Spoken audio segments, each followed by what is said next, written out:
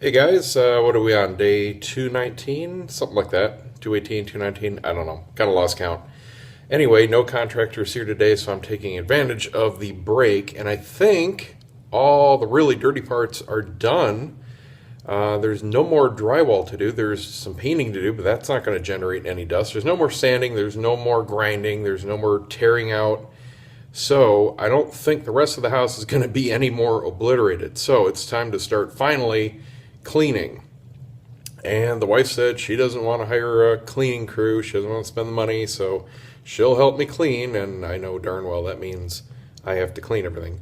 So I'm going to start with a whole lot of vacuuming because I have that plaster dust everywhere. And I know it's not something that's good to breathe. You know, Chloe's in here. She's walking around the floor. The floors are absolutely filthy. There's just grime and dust and dirt and chunks everywhere. The furnace filters are getting clogged every 3 days. I've gone through about 8 of them so far since the project started. Let me show you how bad it is in some of the other rooms that are closer. Here's up on the top shelf of my office. Not good. I've had to clean out my computer twice already because it's got, I've been keeping the door closed as much as I can, but again, I got to watch the guys. So this has got to be numero uno priority. Here's in the bedroom. Here's my nightstand. Yeah. And I've been wiping this every night because this is where I put my phone. But here's just overnight. I wiped this down before I went to bed. That's just what's floating around. You can see it kind of in the light here from the camera. But there's still just a whole bunch of stuff floating around. So I'm sure that after I vacuum the whole house, I'm going to have to do everything. I mean, the walls, every surface. It's going to be tough.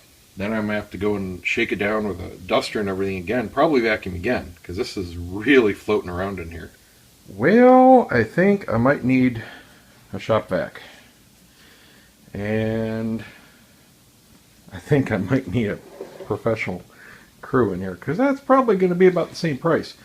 This is a great vacuum for normal stuff. It's one of the bagless, but it is completely clogged already, and I've just done, 15 minutes just of general vacuuming. I hit one sweep of the fan up there, a little bit around the corners, and just started to do the nightstand here, did the top of the bed, and it's clogged. And I completely washed it out and everything before I began.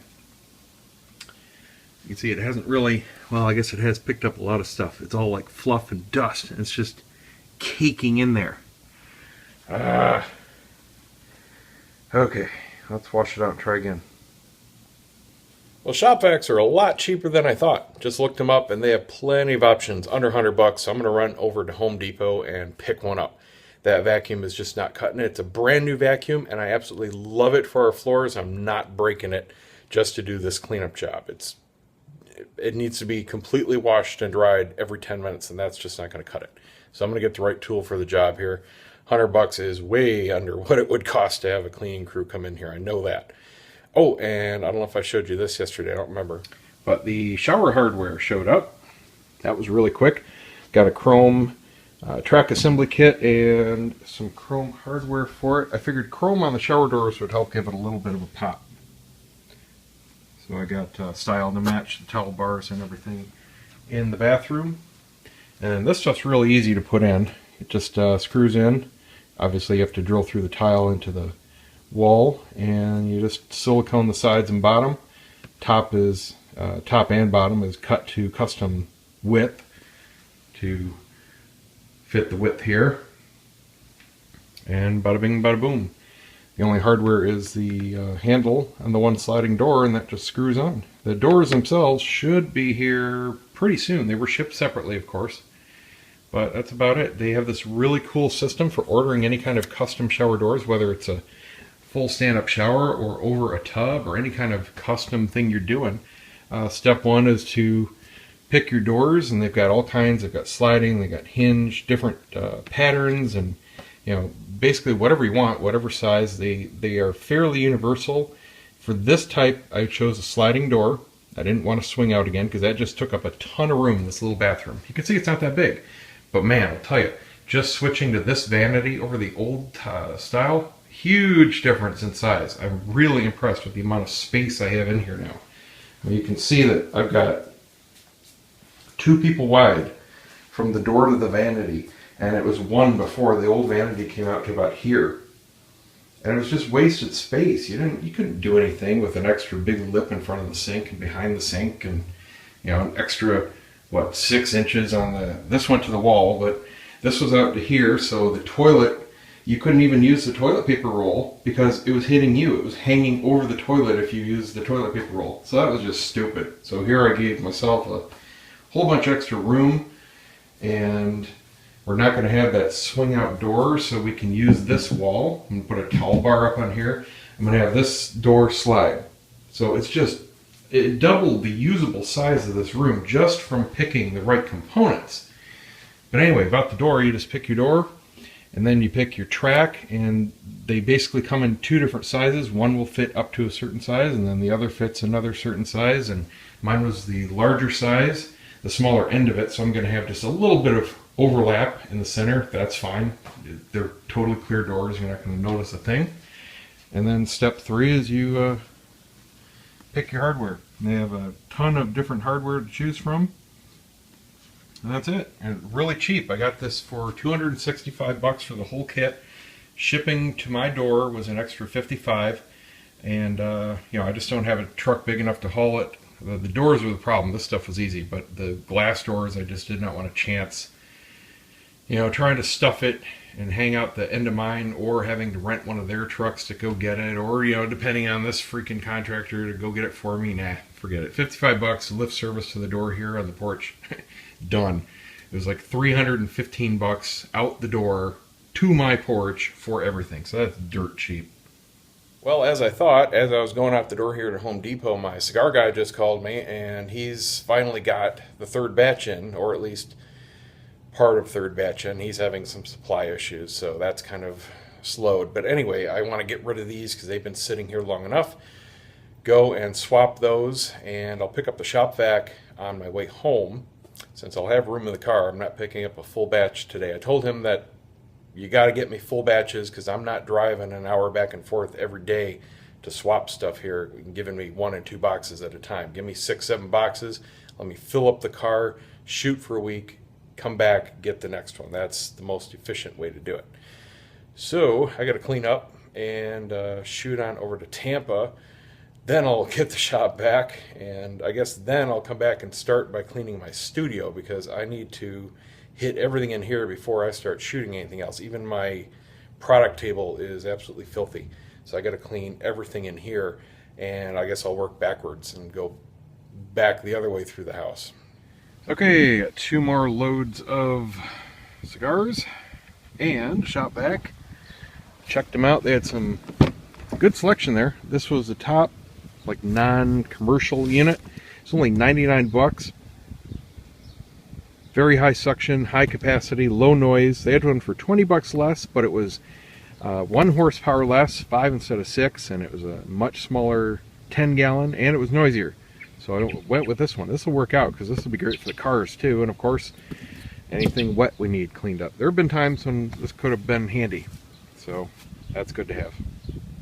See how it works. Okay, got it unpacked. I'm going to run right back to the store because I mistakenly thought this came with a filter bag. It doesn't. I saw they had them there. They're only $14, and they were specifically for fine dust, which is, of course, exactly what I need this for today. Now, it does have the cleanable, pleated filter built in, and it's a really good size one. I mean, it's, geez, I don't know, about 10 inches. Great size filter. But that is going to clog up super fast. It's a great unit. It's super light. It's even lighter than the vacuum, and the vacuum itself is pretty light. So I'm going to run right back, get a filter bag, because I do not need to be stopping and starting to clean this thing. I'm going to hit the house in one shot, and this is certainly big enough to do that, but I need the filter bag. Be right back. Free truck! Free truck! You watch enough of these, you know what that means. So there's your tip of the day. If you need a dust filter with your new shop vac, buy the filter with the shop vac. I figured it was like a vacuum, it came with a filter. Nope. But, never done it before. Not a big deal, just a little time. Let's figure out how to put this on. Let's see. This is a, a no-name brand, multi-fit. They had the, what is this, Rigid brand for another $4 for the same thing, so saved a little money there. Let's see, installation, blah, blah, blah. Take out the locking ring, take out the deflector. Okay, that's that jobber do there. And put the deflector through the filter. Okay, so basically just you're putting the filter in between the frame and the little plastic nubber do. Okay, easy enough. Well, double cool. Install was even easier. My instructions were just slide it over and there's a little tab that it fits on. You don't have to unscrew anything. So you just stick the bag in there, and I thought it was a single filter pack. It's a 3 filter pack. So that's even cheaper than I thought. Cool. Alright, now I'm going to pop it back together and see how it cleans. I'm trying to show you exactly what I'm dealing with here. Here's in the studio, which is the farthest away from the area. So this is the lightest coating of dust. And if you look on the floor, right under the table there, you can see the outline of where I had those cigar boxes. Underneath the box is clean, and all around it you can see what's laying on the floor. I know it's kind of hard to see. You can see on this right there. There you go. That's a little easier. I had a little bundle sitting on there, so you can see that even some got underneath it, but around the edges, that's pretty clear. That's the lightest. I mean, that is on everything in the studio here. So I have to completely clean all of this before I can start shooting, and then it gets worse as it progresses through the house. Alright, let's fire her up. Chloe doesn't usually like vacuums, do you, Chloe? You gonna help? You gonna help vacuum? Are you gonna run away when I turn it on? I think you're gonna run away. You're a little scaredy cat. Yeah? Is that what you're gonna do?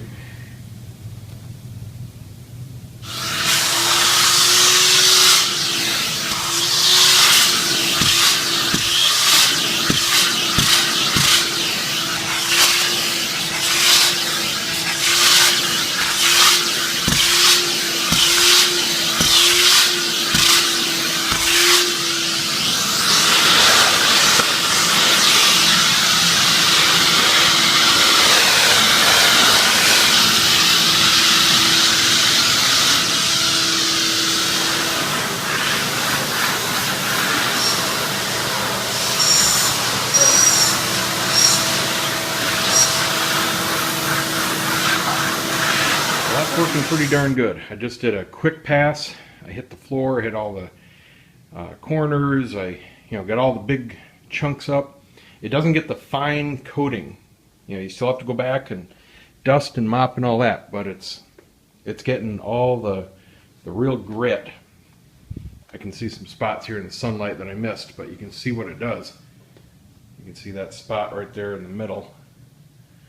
So all around it looks a lot cleaner. It's not clean, still has to be mopped, but that's what it picks up just with the little, it's like a squeegee mop tip. Let's see, it's over here. They don't give you like a soft brush tip. It's got a rubber squeegee thing, so it'd be really cool for wet cleanup too. So that works really well for the bare floors here. Nothing that really works well on carpet. I tried the rug there, and it just, thunk, stops. So that's no big deal. Not too much carpet in this house, just the bedroom. Alright, well, I'm going to unplug and go over to the other side of the house. It's not throwing too much back into the room. I can see it just a little bit. I mean, there's a little cloud. It doesn't have a HEPA filter or anything like that. It's just the washable and the bag. Let's see how the bag looks. It shouldn't be very full at all. So it is going to exhaust a little bit. There's nothing I can do about that. Even our vacuum, which had 4 filters, still threw a little bit back into the room. So it puffs the bag up nicely here. Staying on real good. Main filter just has some very, very fine particulates. You can see the discoloration there, the white, that's the stuff I'm sucking up. It was blue to start. So it's working. It is working. Cool. Well, I'm going to keep going. Oh God, it's already 4 o'clock. This is definitely my exercise for the day. We've got hours and hours of cleaning to do. When the wife gets home, I'm going to have her start doing the wiping, go behind me as I clear each room. Because I want the stuff out tonight. It's really not good to be breathing this for us or Chloe. Well, I'm cruising through. This thing's working awesome. Hasn't even slowed down. I got through the whole house, did, just basically a cursory suck up all the door frames, floors, ran through the carpet. I got all the door sills, the ceiling fan. I ran through the new bathroom, picked up everything loose in here, sucked up everything that was loose on the shower bed here. There was a lot more loose dust than I thought. It really darkened up just from a vacuum. There's still a little bit of stuff he's going to have to clean up, but it's really not that bad at all. That I just left alone. He's got too much stuff in progress there, but you can see the difference. I stopped right about there. I did this half. That's just the vacuum. So this, now we can see what, paint drippings are on it or little pieces of grout like in the corner there. It's not done. But now we can see what's dust and what needs to be cleaned off. Really powerful. I'm very impressed. It's nice and quiet. It's quieter than our vacuum. Hasn't even skipped a beat. I'm sure that bag isn't even close to full, but I did a really good job. Got a lot of wiping to do because I can't just point it at my desk and it's a mess right now. All this mess is the Home Depot stuff. I've been putting stuff in a folder for it, and then I still have to itemize all that stuff. And you can see my keyboard here. It's filthy. I can't vacuum all of that, but I got to get this done because all that is on the inside of my computer. It's on my fans, on my hard drives. I've cleaned it out twice, but it was already filthy again just now. I rolled it out and cleaned off the external filters. Can't be running it with that kind of dust. That'll overheat things and then you have failures. But I got all the huge stuff off of the windowsills here. So it's about all I can do with the shop vac. This room's going to be a nightmare to clean by hand just from all the small stuff. And my studio is going to be a nightmare. The wife can get basically the rest of the house. It's not too much to do out in here. A bunch of her little crap, that's all hers. I wanted to show you in the bedroom. She's going to have to just wash all the clothes. She keeps half of her clothes out underneath, just kind of folded in the room below her TV. So that's all covered in grit and stuff, and she's having to wash stuff off before school. She just piles up her clothes. We don't really have that much storage space. The only closet we have is this little one here, and it's almost completely hers.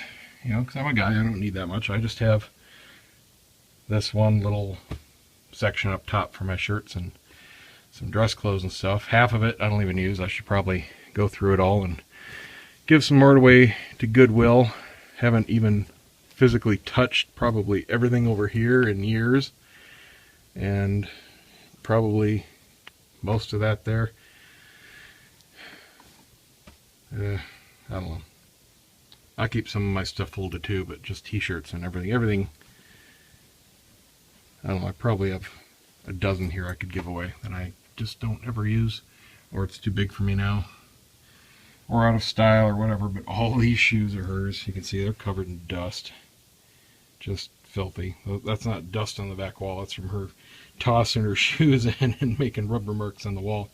But you can see these are just absolutely covered in dust. That's the way all these clothes are. So she's just going to have to wash everything. It's all hers.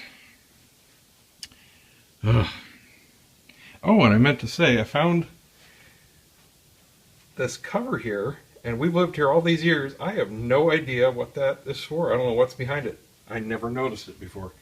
We always have this bedroom door open, so it kind of covers this little sliver of a wall. I don't know what that is. This is the closet switch. And I just kind of, by habit, reach over and flick it. I never look down. And this closet door is never shut, so I don't know, there's nothing back here. Okay, well, I wasn't sure. I'd never really looked back there. I'm curious now. I'll have to open that up and see if it's an outlet or just some wires or a cable jack. It's a weird place for anything because it's in a This is a hallway wall. It's non-load bearing. It's very thin. If there's any drop, it's just from the ceiling, because I don't think I have an outlet on this side of the wall at all. No, I got a switch here for the hallway light, but I got electric on the other corner. There's an outlet out here. It's on the back of the closet wall. I don't know, the electrics in this house are just as screwy as the guy's construction. This switch here, which is in the entranceway, got my front door, foyer, my Key West photo. This switch controls the outlet, or the switches over there. That's a dual bank, and those control that ceiling light and that ceiling light. So all this switch does is turn power on and off to those switches. It doesn't control any of the outlets, and it doesn't have its own dedicated ceiling light. I have no idea what the premise was behind this. I mean, the fuse box is messed up too. The back outside porch is tied into the tool room and the lights in the kitchen. The master bathroom is tied into, what was it, the garage light, the inside garage light, or the back porch on the, I don't know, I can't remember. It was, you know, is it on? I don't know. Is it on? I don't know. It's just, there's no rhyme or reason. So it's just completely screwed up. So anyway, wife's almost home. I'm going to keep cleaning. Got a lot to do yet. She's probably going to start here in the bedroom. I wanted to be doing all this when the bathroom was done because I still need to clear out the garage. I'll show you why. So we obviously have a lot of laundry and a lot of dishes to do right away. This is a hot water tank, which is a good size for just the two of us. Let me set this over here. You know, it's not huge or anything. I don't know how many gallons it is. I can't see. I don't know. It's probably like 25 at the very most.